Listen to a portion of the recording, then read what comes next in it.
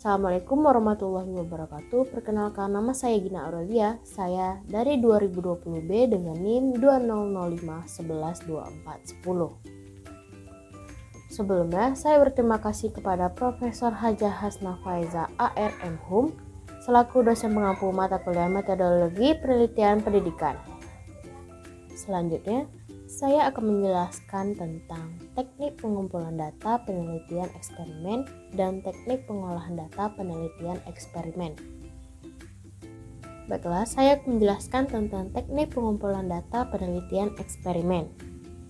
Nah, teknik pengumpulan data penelitian eksperimen adalah gabungan antara teknik pengumpulan data, metode kualitatif dan kuantitatif. Hanya saja penggunaannya ditentukan pada desain rancangan eksperimen yang akan digunakan. Metode penelitian eksperimen pada umumnya digunakan dalam penelitian yang bersifat laboratoris. Namun, bukan berarti bahwa pendekatan ini tidak dapat digunakan dalam penelitian sosial. Nah, termasuk penelitian pendidikan. Jadi, penelitian eksperimen yang mendasarkan pada paradigma positivistik pada awalnya memang banyak diterapkan pada ilmu-ilmu keras atau hard science seperti biologi dan fisika, yang kemudian diadopsi untuk diterapkan pada bidang-bidang lain, termasuk bidang sosial dan pendidikan. Selain itu juga, penelitian eksperimen adalah penelitian yang dilakukan terhadap variabel yang data-datanya belum ada, sehingga perlu dilakukan proses manipulasi melalui pemberian treatment atau perlakuan tertentu terhadap subjek penelitian yang kemudian diamati atau diukur dampaknya atau data yang akan datang.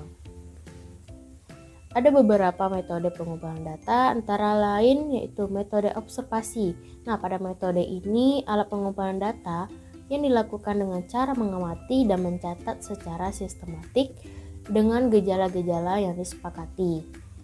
Selanjutnya, metode tes. Nah, metode ini rangkaian pertanyaan atau alat-alat lain yang digunakan untuk mengukur keterampilan, pengetahuan, intelijensi, kemampuan, atau bakat yang dimiliki oleh individu atau kelompok. Selanjutnya ada metode wawancara. Nah, pada metode ini yaitu proses tanya jawab dalam penelitian yang berlangsung secara lisan oleh dua orang atau lebih, saling bertatap muka dan mendengarkan secara langsung informasi-informasi atau keterangan. Selanjutnya yaitu metode dokumentasi. Nah, pada metode ini pengumpulan data yang tidak langsung ditujukan pada subjek penelitian, tetapi melalui dokumen. Nah, dalam metode dokumentasi ini yaitu mencari data mengenai hal-hal atau variabel yang berupa catatan, transkrip, buku, surat kabar, majalah, agenda, dan sebagainya.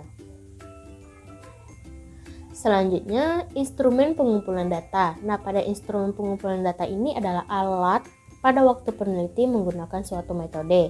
Dari pengertian itu, dapat dipahami bahwa instrumen pengumpulan data adalah alat bantu bagi peneliti dalam metode-metode pengumpulan data menjadi sistematis dan terarah. Nah, dengan demikian, dapat mengerti bahwa antara metode dengan instrumen pengumpulan data adalah sebagai berikut.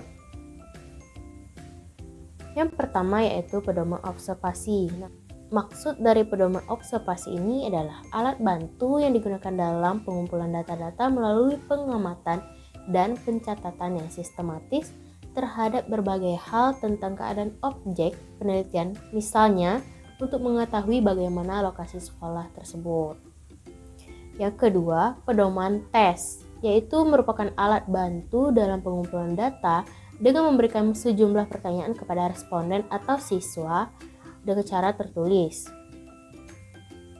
untuk mengukur kreativitas berpikir siswa. Yang ketiga yaitu pedoman wawancara, maksudnya adalah alat bantu yang digunakan oleh peneliti untuk mengemukakan data-data melalui wawancara dengan responden. Nah, dan yang terakhir adalah pedoman dokumentasi. Nah, maksud dari pedoman dokumentasi ini adalah alat bantu yang digunakan dalam pengumpulan data. Nah, data tersebut berupa benda-benda tertulis yang telah didokumentasikan untuk dipelajari, dibaca, dan berguna untuk penelitian. Nah, pedoman ini juga digunakan untuk mengetahui tentang data yang diperlukan, misalnya data tentang keadaan guru atau siswa. Selanjutnya saya akan menjelaskan tentang pengolahan data penelitian eksperimen. Nah, yang pertama itu ada 4 pokok yang akan ditulis, yaitu persiapan penelitian, pelaksanaan penelitian, hasil penelitian, dan yang terakhir pembahasan. Selanjutnya itu ada 2 hal penting yang membagi cara mengolah data. Yang pertama itu dengan cara penelitian eksperimen dan penelitian non-eksperimen. Yang pertama itu eksperimen, yaitu memilih subjek yang representatif kemudian dikelompokkan menjadi kelompok eksperimen dan kontrol. Yang kedua pengembangan perlakuan. Yang ketiga instrumen untuk mengukur. Yang keempat rancangan prosedur yang ada. Nah, selanjutnya yang non-eksperimen, memilih subjek, representatif, dan populasi. Yang kedua, instrumen penelitian validitas dan reliabilitasnya. Yang ketiga, rancangan prosedur pengumpulan data. Selanjutnya terdapat catatan untuk eksperimen dan eksperimen ini, yaitu perlu dituliskan hasil uji coba dan instrumennya dalam bentuk tabel. Nah, jika ada instrumen dari peneliti lain yang digunakan perlu dicantumkan sumbernya. Selanjutnya yaitu hasil penelitiannya. Yang pertama yaitu analisis data disajikan ke dalam tabel, diagram yang diikuti dengan penjelasannya dan dikaitkan dengan hipotesis. Yang kedua, penyajian pokok-pokok, penulisan disajikan secara urut dan sistematis, ringkas dan jelas pada poinnya.